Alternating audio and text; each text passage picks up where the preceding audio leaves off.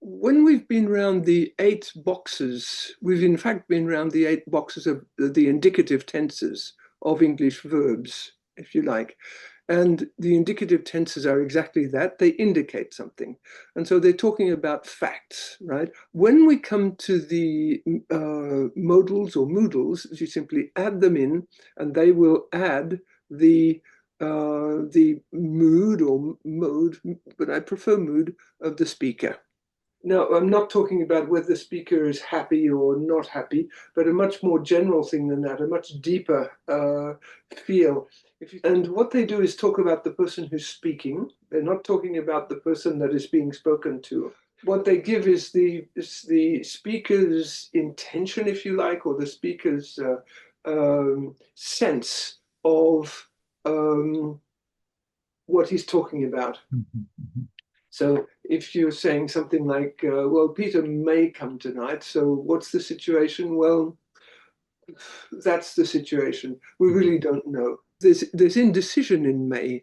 So may is going to be either yes or no, for example. There's indecision.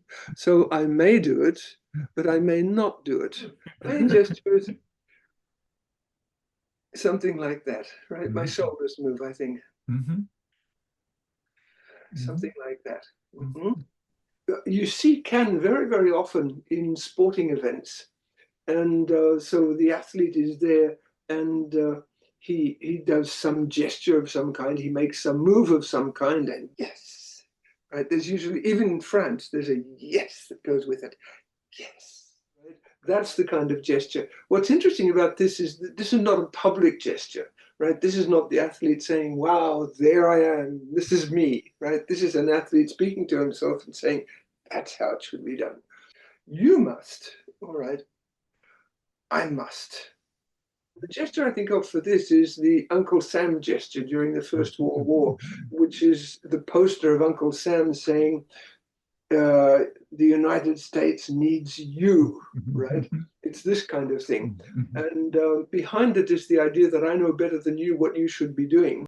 I link will to willpower, very much so. And you get that when you get a mother who says, Toby, eat your spinach. And he says, I won't. Right? And she says, yes, you will.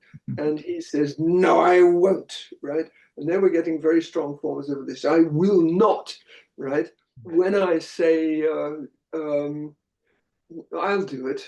Right? Or what I'm saying is, I'm not so intensely involved in the activity that I'm doing as not to be able to take myself away from it and do what has to be done.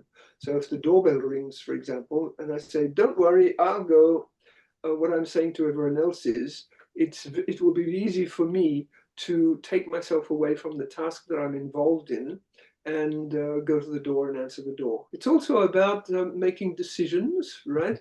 So it can be about, for example, I think about something and then I know what I'm going to do. So it can be that too. And so that's how I see will. Might is very similar to may, right? It's